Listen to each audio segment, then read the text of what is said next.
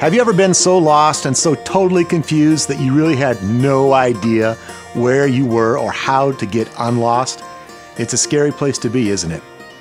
I've been lost so many times. I'm kind of famous for it in my family. In the book, I told you about some stories where I got lost and almost died on Mount Adams, and of an experience I had with my wife and kids in Elmer-Fettenheimer State Park. But those stories are just the tip of the iceberg.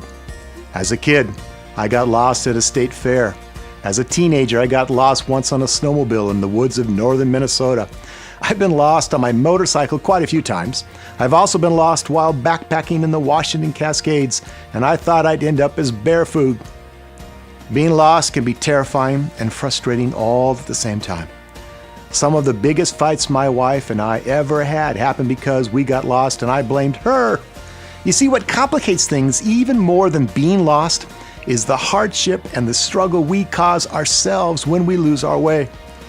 It's bad enough that we're clueless about where we're at or how we got there, but what makes matters even worse is the self-induced suffering we go through because we know we blew it.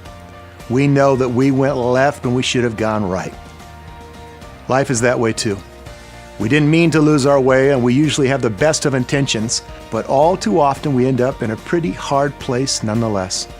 And tragically, rather than live and walk in grace in the midst of that difficulty, we get all wrapped up in blame. Sometimes we blame others, sometimes we blame God, and then of course, when we're not shifting blame to someone else, we blame ourselves, and we end up in the trap of shame and regret. But what if? What if we embraced grace and chose to let it wash over us like a waterfall of God's goodness? What if instead of shame and regret, we chose a different path and walked in a greater awareness of the fact that nothing is too hard for God to redeem, restore, or renew? Nothing.